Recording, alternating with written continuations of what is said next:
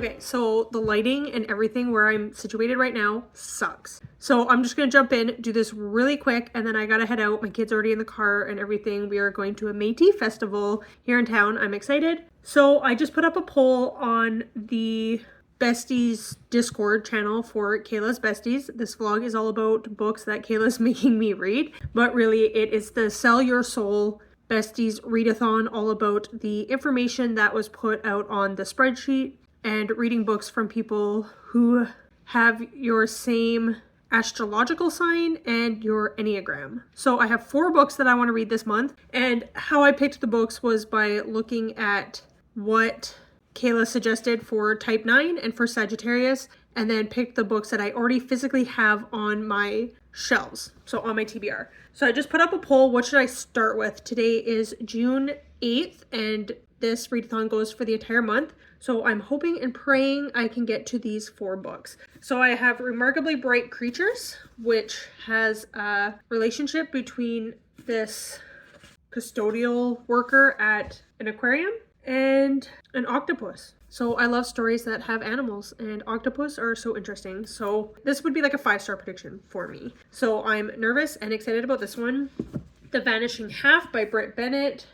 Twins, inseparable as children, ultimately choose to live in 2 very different worlds, one black and one white. So they are white passing, and one chooses to live as a white woman, and one chooses to embrace her black identity. And then we have Frederick Bachman, Anxious People. This would be the second Frederick Bachman I've ever read. From before, I assume it's about people who are anxious.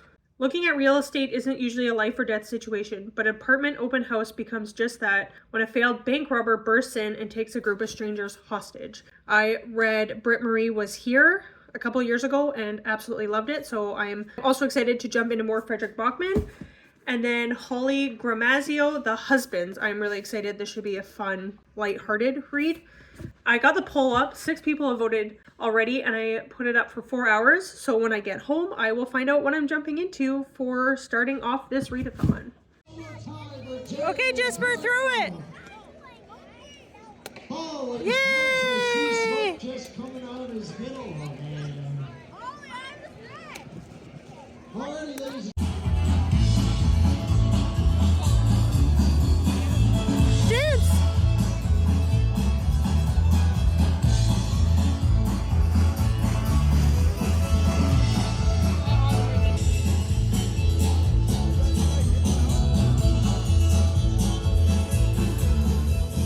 Okay, so the poll for what I should read ended. I didn't click on it yet, so let's look. Okay, so The Husbands came in. There's 35 votes in total, and The Husbands came in number 1 with 13 votes, 37%, followed by Anxious People with 10 votes, and then The Vanishing Half. And Remarkably Bright Creatures only got 4 votes. So I will start with The Husbands, and I will update once I start reading and have something to say about it. So I am sorry about the poor quality of this video. I feel like it's not great. I do all my filming on my phone, and my phone is so messed up right now. Today is Wednesday, June 11th. So I'm hoping to go on Friday and get my phone fixed.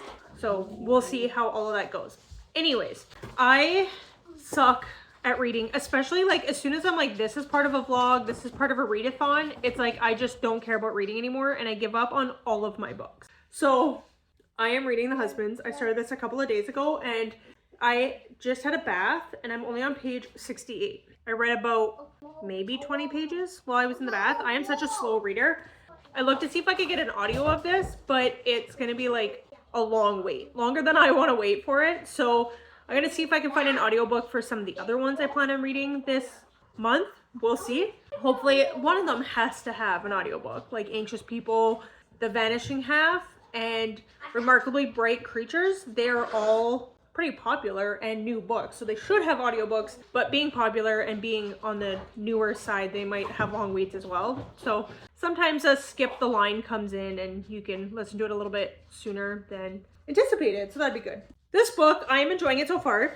It's not like mind-blowing or anything yet, but I'm only just completed chapter 9.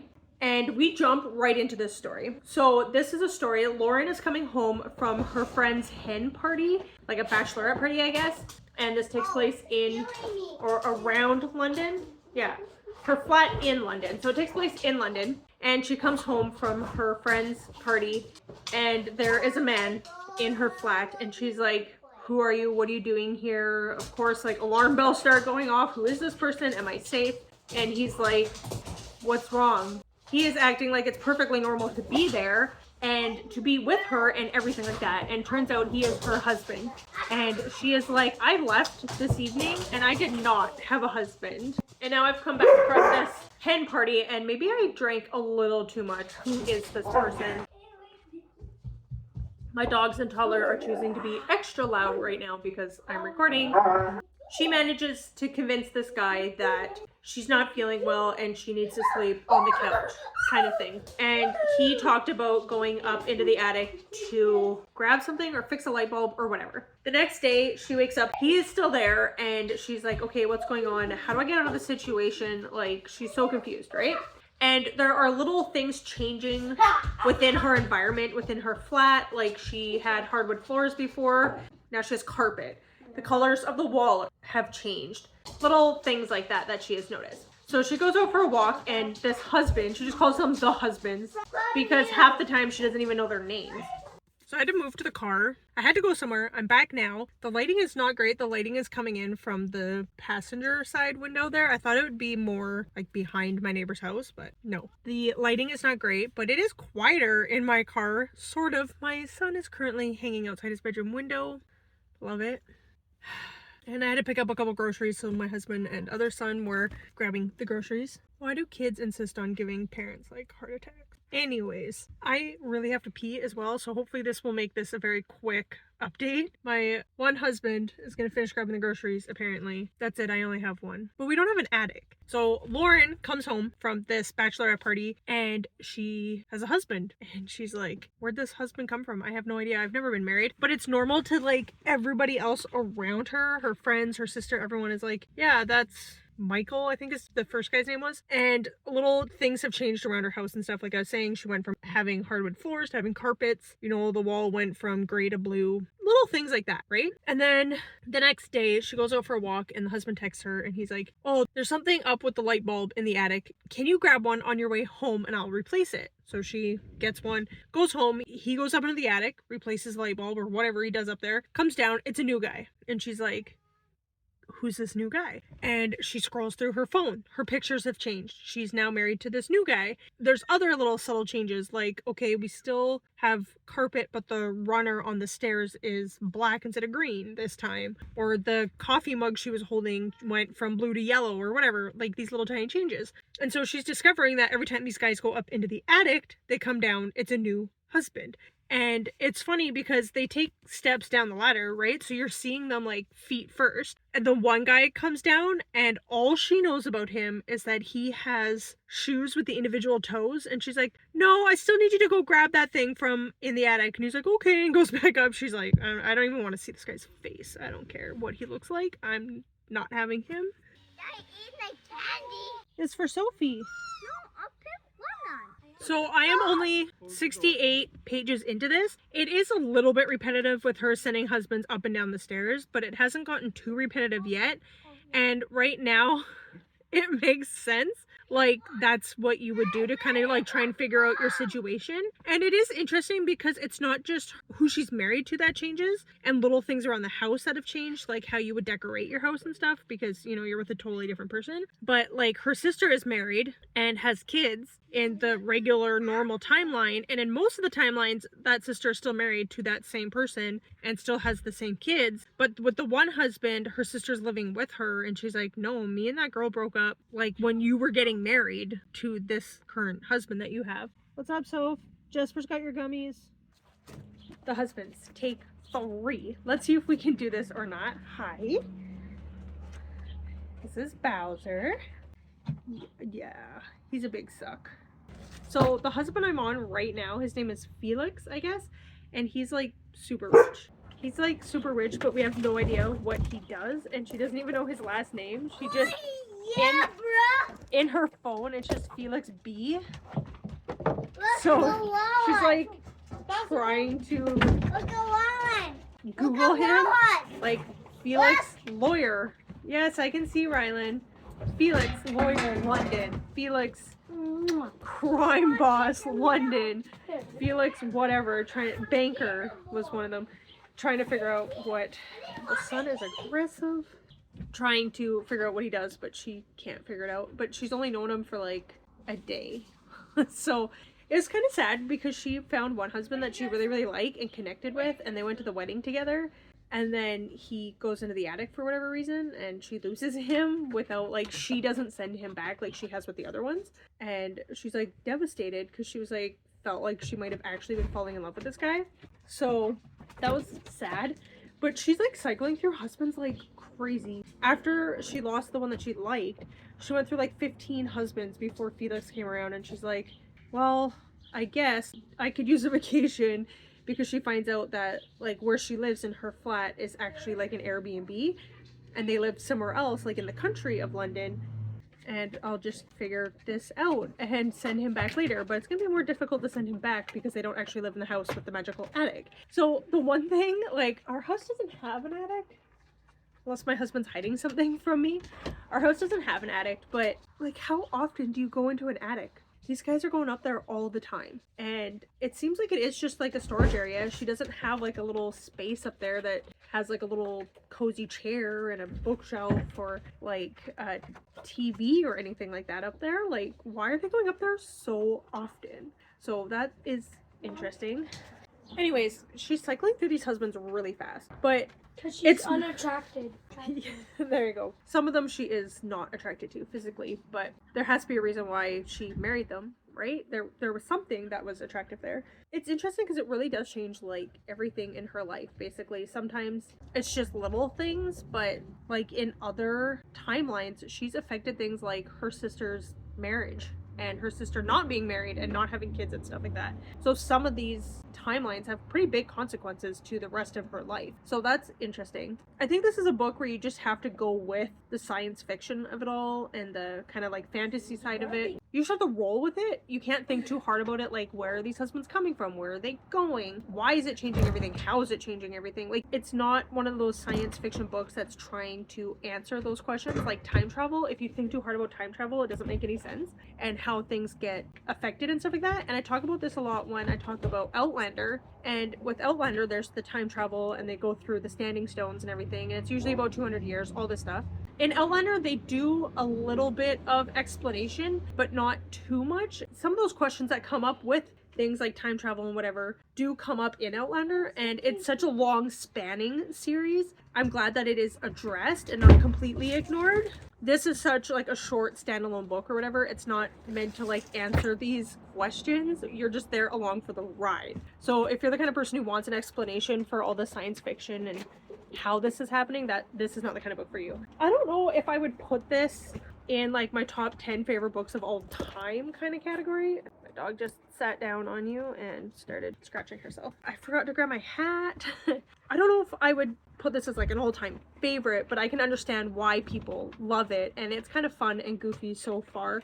And I've made it past the 100-page mark. I'm so excited. I'm 114 pages in, so hopefully get more reading done soon. I want to read 4 or 5 books for this vlog, so I'm trying to keep each book and like what I talk about. And the other dog is lying down on a tripod. There's 3 dogs here, so I don't want to talk too much about each book, just what I'm liking or not liking about it. And my phone keeps yelling at me that I am low on storage, so that's fun. No matter what I do, it's just full of storage all the time. So I wanted to do a little quick unboxing here, but it is so bright.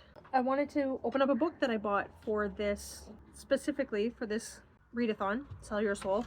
The premise of this Sell Your Soul thing is that Kayla from Books and Lala put up a spreadsheet for the besties to fill out top 20 favorite books of all time, and she's been making content around it, and she asked for extra information, so your Enneagram and your astrology sign.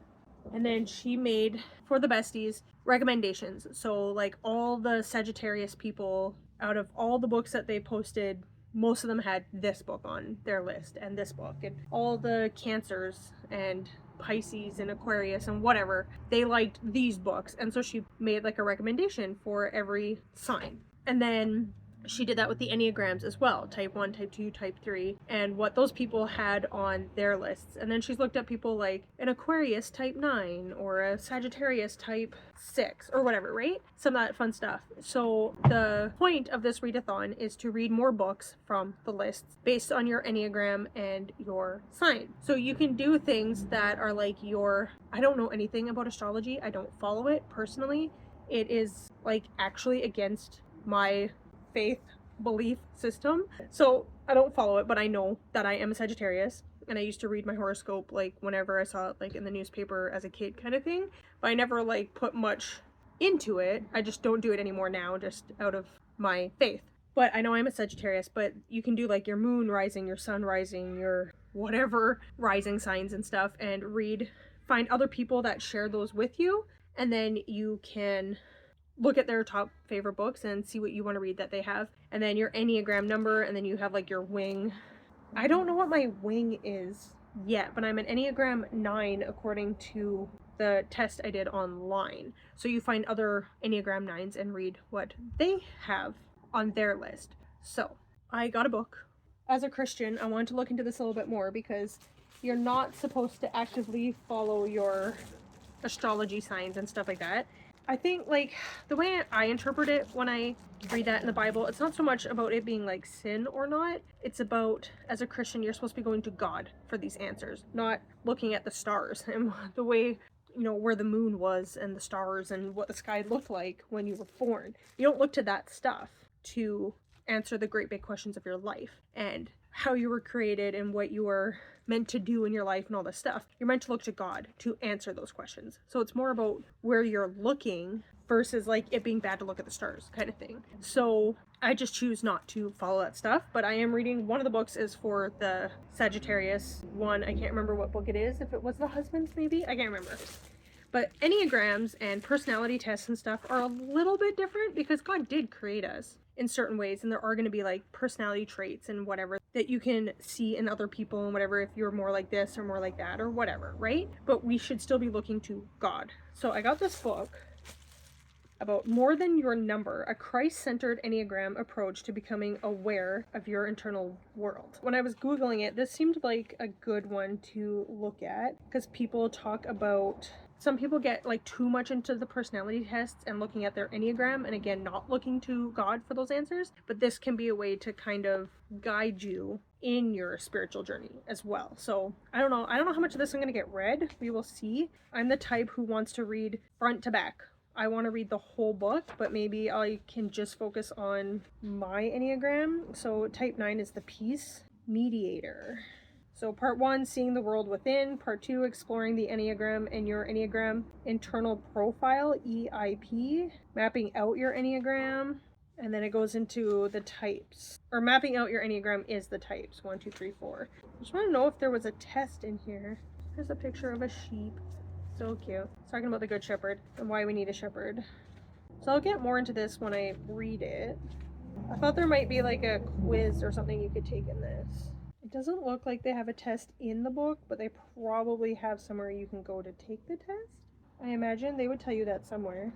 Anyways, I am excited to jump into this and see what this has to say and if I relate to what it says that I supposedly am. The best personality test I've ever taken, which was another Christian one, it's called the flag page, and it tells you what country you are and then it would be what your wing is for the Enneagram. But you can be peace, control, fun, and perfect country. And mine was perfect peace, I think, is like my secondary country, and that one does cost money, but we got a book called Life Your Way to a Better Marriage, and you could get one of the tests for free on there, and then we paid for the other one for my husband. I'd have to go back on it. I can show you, like, I can go on my profile and see what it says and everything like that, but that one I found to be one of the best ones, and I related so hard to it. Like, I was like, yes, this is everything about me. This is so accurate. So you can definitely look up like the flag page, because flag, your country's peace, control, whatever, and then your flag. So the flagpage.com or something, I think it is. I'll leave it in the description below, a link for it. Anyways, I'm excited to keep reading this. This one's a really fun book, and it's just, I'm really slow at reading, and I was trying to read a little bit before filming this, and I was like wanting to fall asleep. Not because the book is boring, but just because that's the way I am. And I had to read the same paragraph like 3 times. I'm like, I'm not understanding this right now. And it's not difficult to understand. It's just my brain is broken. And it feels broken some days. But this is a really fun book and an easy read. So I'm enjoying that. And then I will jump into this. And I'm also reading a book about why we sleep because it has celestial, I think that was the word, celestial things on it. So like stars and moon on it for the buzzword cover challenge.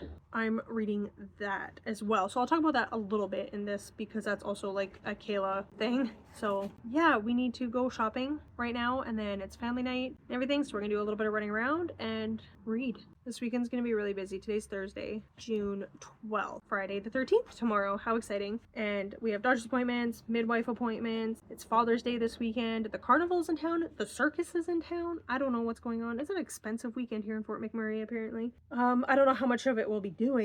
I already told the kids we'd be going to the carnival, so there's that. But it's gonna be a busy weekend, but maybe my husband is off, so maybe I can get some quiet reading time in.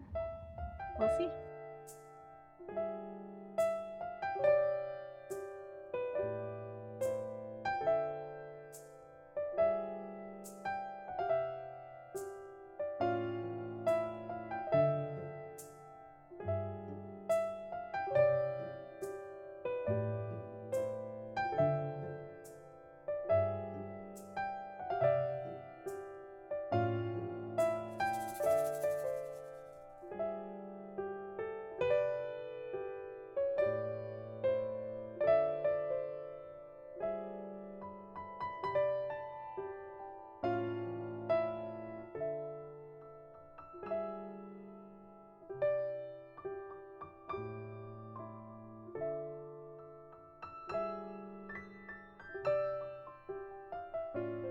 Jesper, what are you making?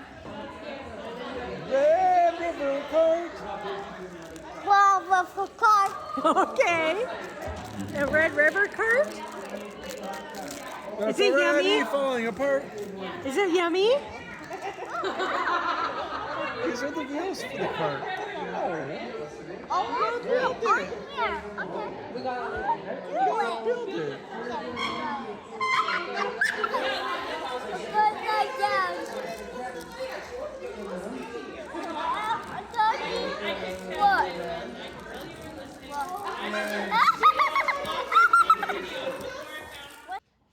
So you saw in my last clip that I opened up With a Vengeance by Riley Sager. I actually ordered 2 books in that pre-order.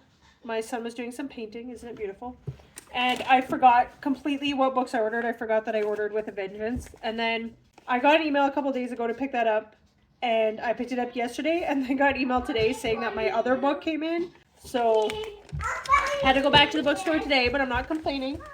I got... I pre-ordered this, I believe.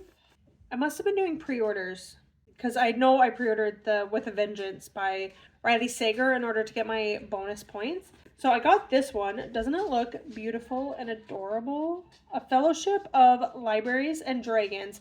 And look at the top here. Ardenshire, Book 2. Did I know this was the sequel? No. Do I have to go and buy a whole nother book now? Yes. A Fellowship of Bakers and Magic. Let's hope I like it. This is the first one, apparently. I got it. It's got like the sprayed edges and stuff. I never buy special copies or sprayed edges or anything. But now they've just become like so popular. And every book that Kohl's Indigo is coming out with now has sprayed edges. But I'm glad to have something cute on my shelves. This little teapot has a unicorn in it. I absolutely love that. This is probably one of my favorite covers of the year, I think. I won't read too much about it because apparently this is the second one, but I guess I could look up what the first one was. Let's go to chapters and see how much it costs. Fellowship. I don't read a lot of fantasy, but I do like cozy. It looks like there's 3 of them. So this deluxe edition just came out April of this year, and it's $27 for paperback, and it is in store. Oh, and it has recipes. I'm so excited. I'm totally... Blackberry rolls with vanilla custard. Okay. I am going to read this in a vlog and bake. I am so excited for this now. But it looks like it's got around 265 pages. So these are really short too. And absolutely beautiful. And I'm so excited. Who doesn't love librarians and dragons? So a fellowship of bakers and magic. Look at that.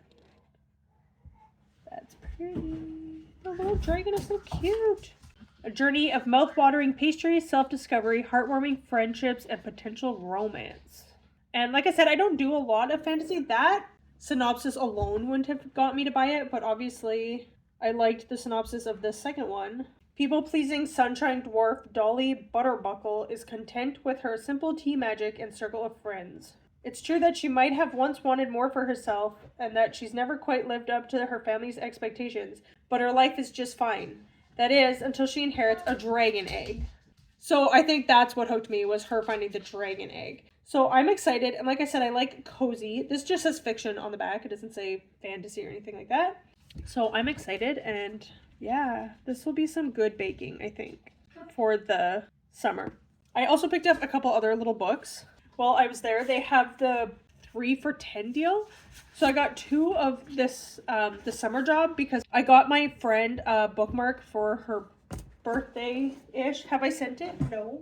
I got my friend and I some matching bookmarks on Etsy, and I need to send it, but I wanted to send a book to go with it because, oh, the tassel stuck on the sticker. I'll link the shop down below. Bookmarked by Jolene. Jolene's Bookish Things on Etsy. So I'll link this if I remember. So I got the Besties book club lifetime membership. Mine is the purple one and hers is the green one. So I wanted like a book club book to go with it that we could both read over the summer if we want. It's okay if we don't, but... And then like, look at this Besties book club. How cute is that? They're both exactly the same, just the hearts. So I'm so excited. So I got these 2 books. They sounded fine. Like, I wasn't looking for anything like too crazy or heavy or anything. Just something lighthearted. We're both moms. She works full-time outside the home. This one's got more damage on the bottom. I guess this one will be my copy. So just something lighthearted and fun to read. She does read quite a bit and does a lot of audiobooks as well. So she is a reader and I'm a reader. The Perfect Summer Read. Sure to be one of the sweetest, funniest, and sexiest books of the year. Blurbed by Emily Henry. So it's gotta be good, right? How come these stickers never just come off? They usually come off okay. This was from copyright 2021, so it's not that old. Birdie has made a mistake. Everyone imagines running away from their life at some point, but Birdie has actually done it. When her best friend Heather ditches a summer gig at a hotel in the Scottish Highlands, Birdie covers for her. The only problem is she hasn't told Heather, and Heather happens to be a world-class wine expert, which Birdie decidedly is not. So why I picked this one was not because me and my friend are wine experts or drink a lot of wine or anything, but they are best friends. So I thought it would be a cute like best friend story, and there's a little bit of romance in there, it looks like. Can she stop herself from falling for the first man she's ever actually liked, but who thinks she's someone else? One good friend's very bad decision is at the heart of the winning love story, an unexpected tale of a woman finally finding herself in the strangest of places. And then because it was a 3 for $10, like if I just bought these 2, it would have been $12. So I basically got a book for free, and I just decided to get The Island Wedding by Jenny Colgan. I've read a book from her before.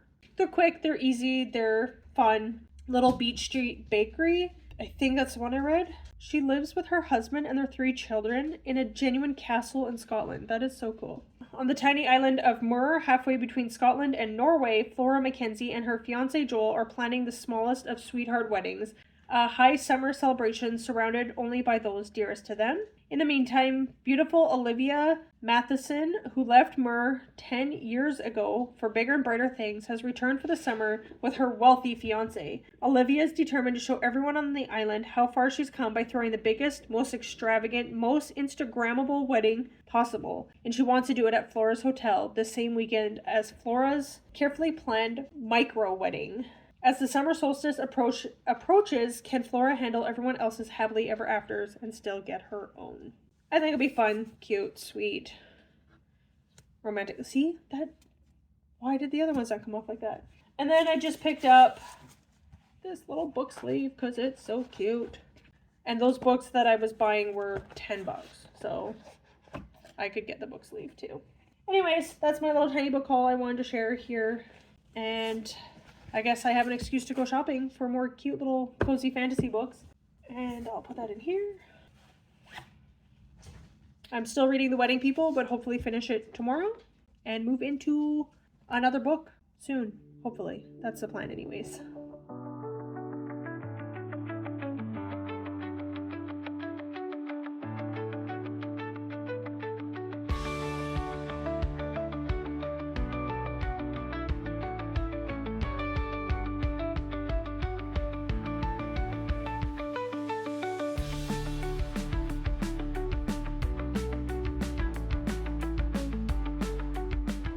The terrible thing about becoming an adult is being forced to realize that absolutely nobody cares about us. We have to deal with everything ourselves now. Find out how the whole world works. Work and pay the bills, use dental floss, and get to meetings on time. Stand in line and fill out forms. Come to grips with cables and put furniture together. Change tires on the car and charge the phone and switch the coffee machine off and not forget to sign the kids up for swimming lessons. We open our eyes in the morning and life is just waiting to tip a fresh avalanche of don't forgets and remembers over us. We don't have time to think or breathe. We just wake up and start digging through the heap because there will be another one dumped on us tomorrow. We look around occasionally at our place of work or our parents' meetings or out on the street and realize with horror that everyone else seems to know exactly what they're doing. We're the only ones who have to pretend. Everyone else can afford stuff and has a handle on other stuff and enough energy to deal with even more stuff. And everyone else's children can swim. But we weren't ready to become adults. Someone should have stopped us.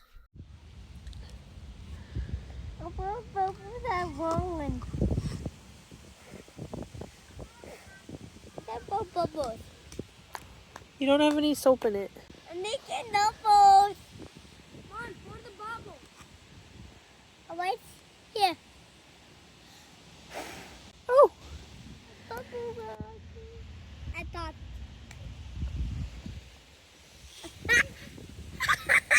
One, that on me. Okay, one. You ready to double? Okay, you ready? Okay. 1, 2, 3, 6, go. Oh! Oh, this one bounced off the grass. I mixed water with it. Hey, he's stealing all of them. You gotta go back a little bit further. No. Okay. Okay. Come on. Look behind you! Oh! I got it. So you make mom. You know that I'm all about that right. I need to get move. You got it. Give me some. No, 9. This one. I got it. The wheel. Got them. You pop.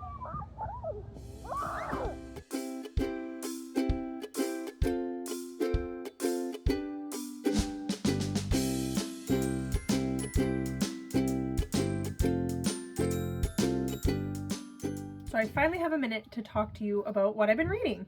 I finished The Husbands, and 5 out of 5 for that last chapter. That last chapter was the sweetest chapter ever, and I really love how it ended. The whole book overall is probably more of a 4-star, but I really do love how it ended, and I had a really good time with this book. It was funny. I don't know if it was the most insightful thing ever. The main takeaway of the book is more about picking a life and being happy with the life that you have chosen for yourself. Obviously, you can always strive to make changes. Like if you're hating your career, your job, you can seek to get better education or whatever to get better employment and a better job overall kind of thing. It's not about just being stuck and accepting your life the way it is and being like, well, this is just the way it is and nothing's ever going to change. So it's not just about accepting your life, but it's never going to be perfect. I don't believe in soulmates, but there are people out there who are better suited to you for spending your life with. Of course, there are people you are more compatible with and you're just going to have a happier life with in general, but it's never going to be perfect. Whoever you choose to marry, whoever you choose to spend the rest of your life with, there's always going to be ups and downs. There's always going to be imperfections. There's always going to be things you dislike about that person or that irritate you or whatever. And you just have to take the good with the bad. And hopefully the good outweighs the bad by a lot. So that's the basic takeaway message of this story. It's not super deep and profound or anything, but I enjoyed it, and it was kind of, people talk about coming of age story, and it's kind of like that, but she is in her 30s or late 20s. It's not so much a coming of age, but just maturing at the age that she's at and in her relationships and what she wants out of life, and just coming to those kind of conclusions and learning to love her life now at the stage of life that she's in now. So I really enjoyed this one, and I'm so glad I finally got to it. And then I read all of The Vanishing Half. Unfortunately, this one was more of a 3-star for me. It wasn't my absolute favorite read of all time, but I really did like the conversations that were had in here and some of the commentary. It was told in a way that was different than I was expecting, I think. It was linear, but not... The way this is told is kind of like you're hearing what is happening right now, and then they move into the past and reflect on what happened in the past and got them to this point in the present time. You're not in it with them as they're going through it, if that makes sense. That's not why I didn't like the story. It was just told a little bit differently than I was expecting. So The Vanishing Half, in case you don't know, is about these twins that are born in this town that is all very light-skinned Black people. And they can pass, basically any of them could pass as white. They're very, very light-skinned. This takes place, it starts in 1968, I believe. Yes, it starts in 1968. So it's at a time when, you know, segregation and stuff is very much around, and they will miss opportunities because they are Black. Even though they are very light-skinned, people who know that they're from this town called Mallard are like, that's a Black town. We know that's where you're from. Don't waste your time trying to apply for a job here, kind of thing. And the twins, they're 16 years old, and they leave home. They pack up in the middle of the night and just leave. No one knows where they went. No one knows what happened, anything like that. And we follow their story, and one of the twins gets married to a very, very dark-skinned man. They say his skin is like blue-black. That's how dark he is. And she has a daughter with this guy and lives her life as a Black woman with this man, and ends up having to go back home to Mallard and leaving the marriage and taking her daughter, her very dark-skinned daughter, back to Mallard, where everyone is very light-skinned. So the daughter is very dark-skinned in this very light-skinned community. So obviously she's kind of looked at as strange and out of place and doesn't belong, kind of thing. The other sister ends up kind of disappearing. They've moved away for a while, and the two girls together moved away. And then the one sister, she basically does what the two of them did to their mom, and she just leaves her sister behind and falls in love with a white man and had been passing as white. She went in to get a job or something like that, and they just assumed she was white, and she just went with it, kind of thing. And she had done it before at a few stores, just like occasionally walked in somewhere where normally she wouldn't be allowed, but no one questioned it because she looked white and they didn't know where she was from. So they're like, yeah, whatever. They just let her walk around and didn't question it. So she knew she could pass if she wanted to. And then she ended up getting this job and fell in love with a white man and ended up living her life as a white woman, having to hide her true identity in her marriage. She also had a daughter and never told the daughter that she was actually had African American heritage of any kind, and just had to live her life in a way that was, I would think, would be exhausting and terrifying and very anxiety causing, because she couldn't tell anybody about her true self. She always had to keep such a big part of herself secret and worried about somebody else discovering it and outing her. I think that's the biggest part that would be terrifying and would cause the most anxiety, is having somebody else out your secret, no matter what it is, right? So we are following the twins as they have left home and they break off and live their own lives, one accepting and embracing her Black heritage and having a child that is very clearly Black and not hiding who she is that way. And then we follow the other sister who goes in the opposite direction and is living life as a white woman. And you could judge and be like, why would you do that? Why would you hide who you are and stuff? But I think Britt Bennett does a good job of explaining why she made the choices she made and how she ended up where she ended up. And I don't know if it was so much that she was ashamed of who she was and ashamed of her background. It was just easier for her, and she got so much more privilege and got ahead more being a white woman and ended up marrying this very successful guy and living a very successful life, but she always had that fear and anxiety at the back of her head about being outed and having her secret brought forth, right?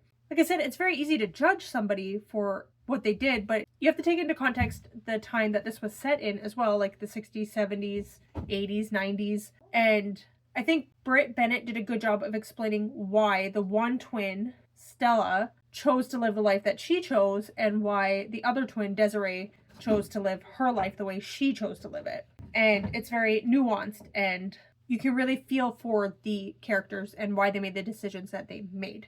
I would be really interested to see this story rewritten in today's world, in like the year 2000 plus to today kind of thing.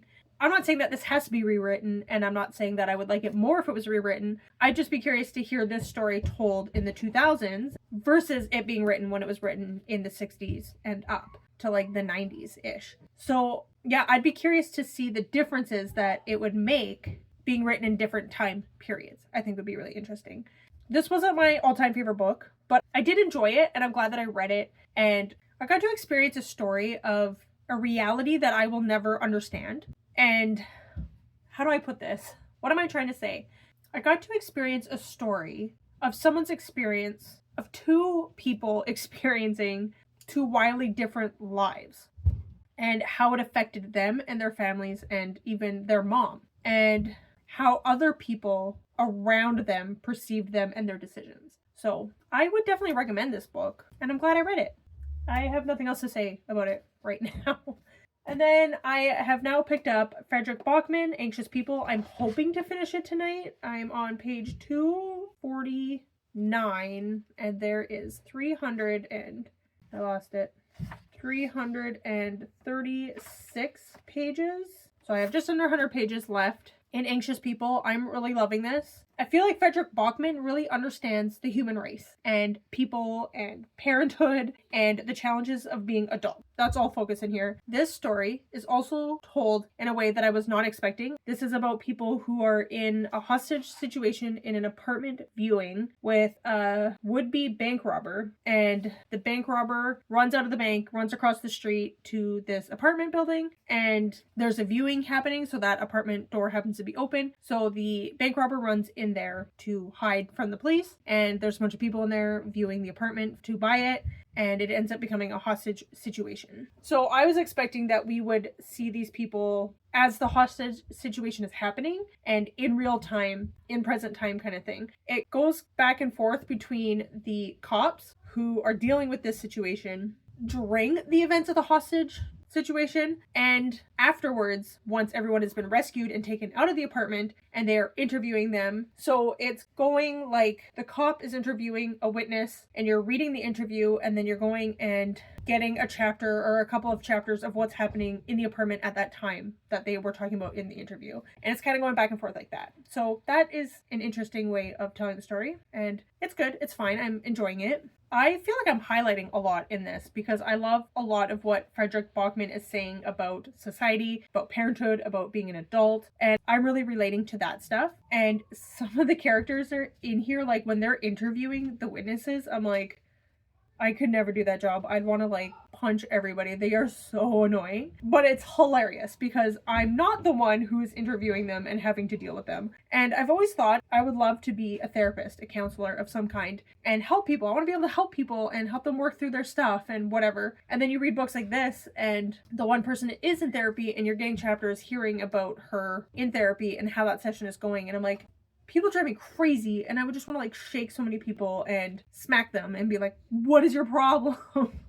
And that's not how a therapist is supposed to act, right? That's not how they're supposed to react to people and everything. But people can be so frustrating sometimes, and it drives you absolutely crazy. But I'm really enjoying it right now, and I think this could be a 5 out of 5 stars. So I'm so excited. I'm hoping to finish this tonight, and then tomorrow we head out to family camp. So Thursday, we leave around 1 in the afternoon. I'm gonna go to this camp and then leave at noon. I believe Sunday, and that's a 5-hour drive home. We're on like a big bus with everybody. We're going like with a big group of people from the church. So I'm hoping that while we are at family camp, I will have some downtime to read Remarkably Bright Creatures. I'm really excited for that one. That one was my 5-star prediction, but I kind of assumed this one I would love because I loved the one book from Frederick Bachman, so obviously the next book is going to be great too, right? Anyways, that's my update for now, and I will share more when I finish this book and start the next one. Yeah. Oh my gosh! My door open. No. So today is July 3rd, and I am here to wrap up my Sell Your Soul Readathon. So I read 4 books for this readathon, and I have already talked about 2 of them. So I'm going to wrap up the last 2 that I read. The last weekend of June was a busy weekend for us. We went away to family camp. Watch out, don't get in my video.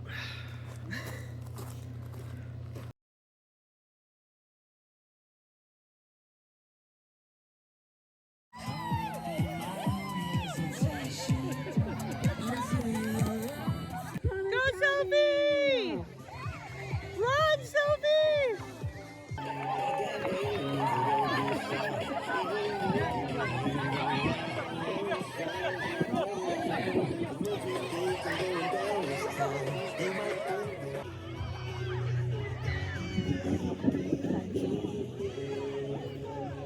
Jasper!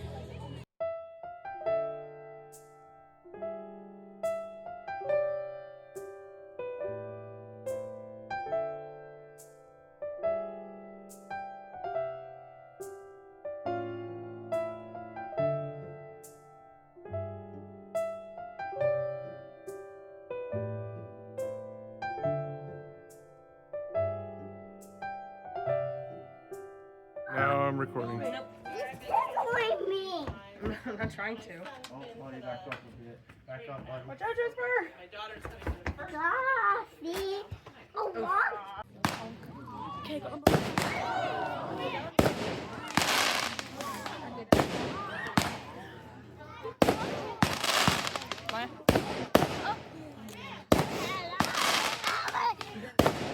Mom?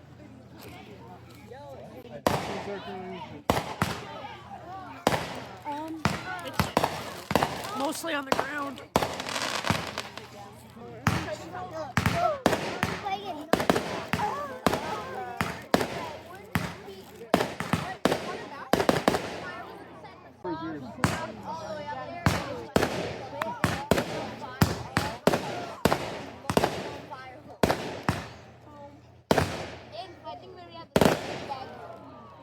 And I finished The Anxious People on the bus ride to family camp. Halfway there, I managed to finish it. And then started Remarkably Bright Creatures while we were there. And I finished it like just after midnight, July 1st. So I am so happy I was able to get the 4 books done in the month. And for this vlog, I'm so excited. Usually it takes me so much longer to read that amount of books. But I was able to get an audiobook for Remarkably Bright Creatures. That's the only one that I was able to get an audiobook for, so that really helped. So I know I talked a little bit about Anxious People when I had first started it, and I can't remember everything that I was talking about, but that book I really ended up enjoying, and I kind of assumed I would because it was Frederick Bachman, and the only other Frederick Bachman book of his I have read before I really enjoyed. And I found that I really could relate to a lot of the things that he wrote about as an adult and as a parent. I felt like Frederick Bachman really knew what it was like to be a parent and, of course, an adult. And I really related to a lot of the quotes in there. I don't have the book on me. It's upstairs. I forgot to grab it. But yeah, I definitely highlighted a few passages. I was just watching Kayla's vlog of books that she should like based off of all the information that she has gathered from the spreadsheet and everything she's put together pertaining to this Sell Your Soul readathon. And she also happened to read Anxious People for her vlog, which I thought was kind of funny, and I think she ended up giving it about a 3. I don't know if it was a 3.5 or just a 3-star. For a lot of the reasons that she talked about why it wasn't higher of a rating, I think I agree with. There are so many people in the story and doing the interviews, like the policeman interviewing the real estate agent was like super annoying, but it was meant to be. Like, those characters were meant to be annoying, and I just wanted to like punch some people while other people were talking to them. I was like, holy crap, you are insufferable. Like, it was just so annoying. but it was also meant to be that way. And I did find it pretty funny. I felt like it was a little bit long, and I don't know if repetitive is the right word or not, but it was a little long. The ending was really sweet. If only the world could act and react more like how the ending of this book was, maybe we would have a much healthier society. I don't know how to talk about this book. I feel like if I'm being nitpicky, it'd probably be more like between a 4 and a 5, not quite a full 5 stars, but it felt like a 5 while I was reading it because I was having a good time with it and I was enjoying it, even though I was annoyed at some parts of it and really annoyed with some of the characters and everything. I feel like Frederick Bachman meant for it to be that way, so I feel like the book kind of accomplished what it was supposed to do, kind of thing. But I really, really enjoyed it and had a really good time with it, and I'm excited to read more Frederick Bachman in the future. And then I also picked up Remarkably Bright Creatures, and that was the one that I was hoping would be the win of the vlog. 5 out of 5 stars. It was going to be awesome. It has like a sentient animal in it with the octopus, which are known as Remarkably Bright Creatures. They're very incredibly smart animals. And the way I read the back, the synopsis of it was that a friendship kind of develops between a cleaner at the aquarium and this sentient octopus. The octopus is sentient but unable to communicate with humans in any kind of human language, writing, sign language, nothing like that. But there's chapters from the perspective of the octopus, so you're understanding what he's thinking, feeling, why he's acting the way he's acting, and what he's trying to do. And one of the main characters that we are hearing from, the woman who works at the aquarium and kind of befriends this octopus, she is 70 years old. I don't know if I remember that from the synopsis or not, that she was an older protagonist. I mean, that's fine. There's nothing wrong with an older protagonist. I just don't know if I knew that going in. I was expecting her to be a little bit younger. A lot of the protagonists I read from are in their 20s and 30s. So if they're like over the age of 35, I'm like, oh, we have an actual older protagonist. And then we are getting the perspective of another character, Cameron, and he is living in California at the beginning of the book. And the aquarium and our other main character, Tova, are living they're a couple hours outside of Seattle, Washington. And then Cameron is in Modesto, California, I believe. And he is just turning 30.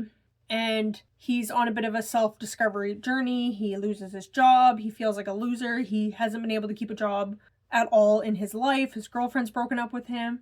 His mom is an addict who abandoned him at the age of 9 to live with his aunt. And he has no idea who his father is. He's on a search and he believes he has found who his father is. His mom has never given any hints whatsoever. He doesn't know the guy's name, birthday, where the guy lived, nothing. He has nothing to go on, and he gets some information and he believes that this is his father and feels like his father owes him a lifetime worth of child support for basically abandoning him, even though it seems like the dad probably never even knew that Cameron existed. So Cameron decides to get on a plane with the last little bit of his savings kind of thing and head off to Washington to try and find and confront his father. So we are following his journey.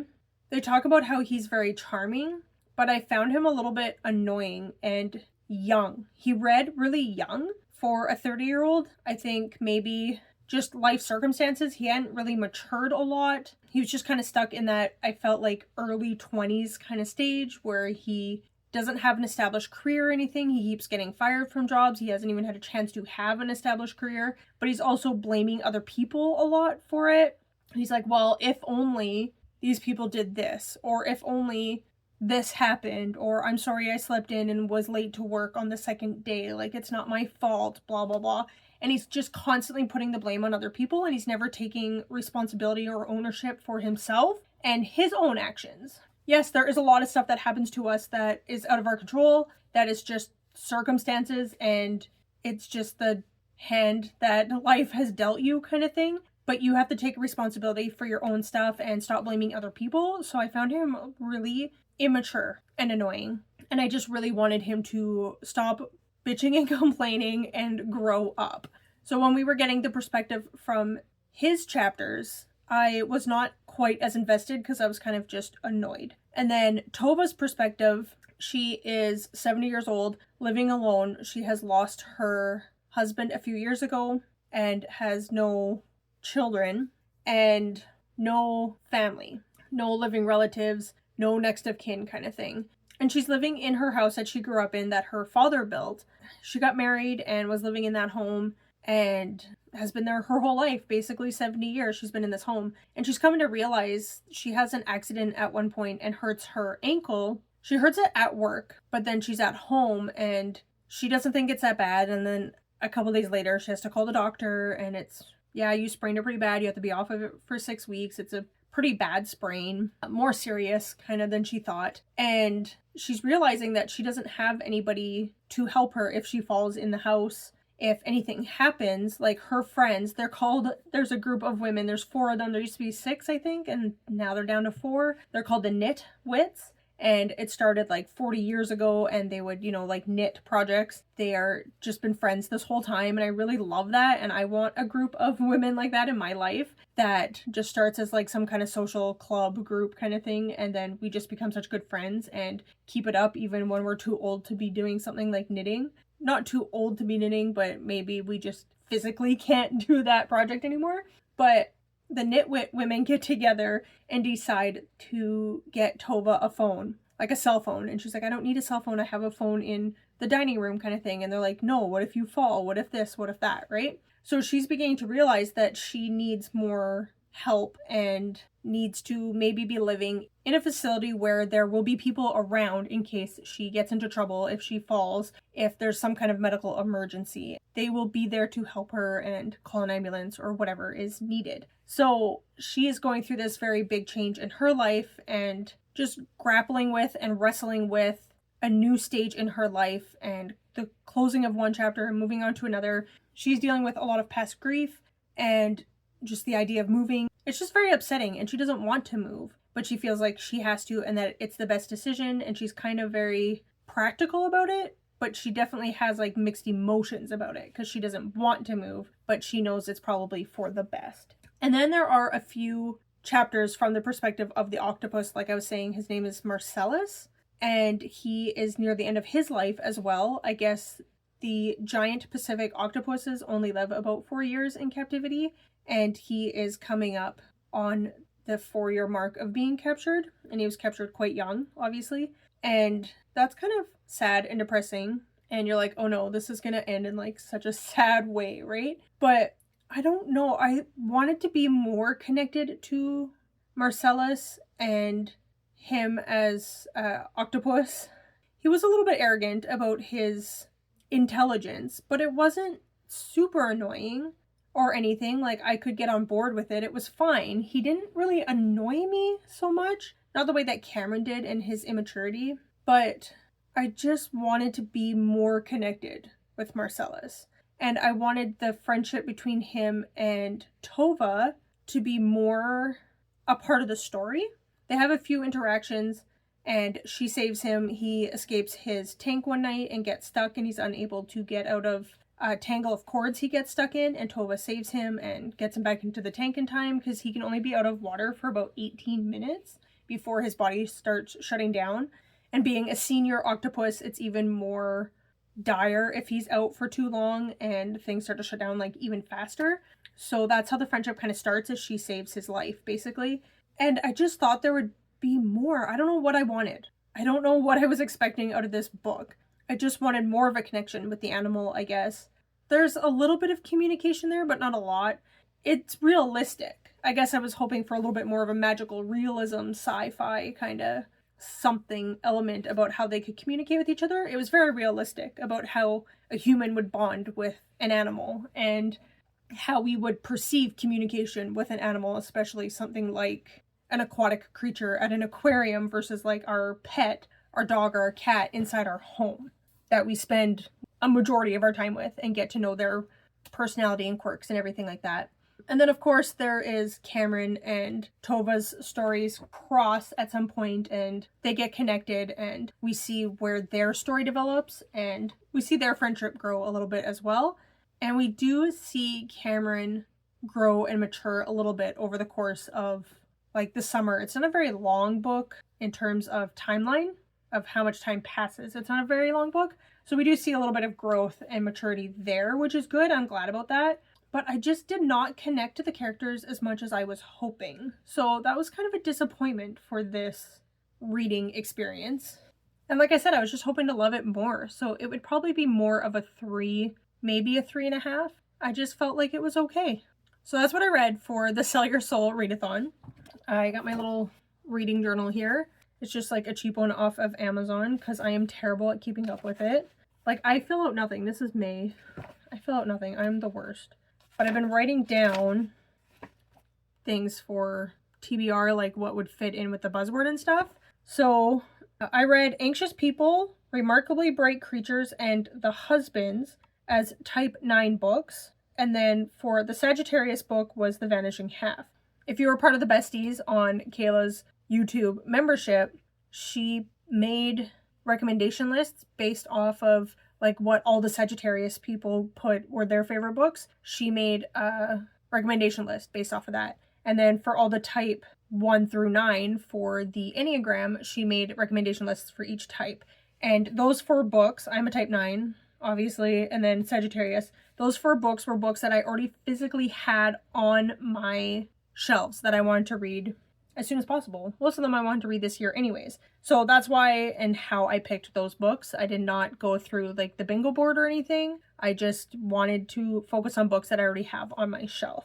So I think I liked least favorite to favorite, The Vanishing Half, Remarkably Bright Creatures, The Husbands, and Anxious People. That's my ranking of the books that I read for this vlog. I'm going to start wrapping this up here. My storage is full on my phone and I don't want to make the vlog too long. Did you participate in the Sell Your Soul Readathon? Are you a member of Kayla's YouTube membership or not? Have you read any of these books? Which ones were your favorite? Which ones were not as good as you were hoping? Did you love them all? Did you read any of them? Please comment down below. And thank you so very much for watching. I super appreciate it. And I will see you in another vlog very soon. Bye!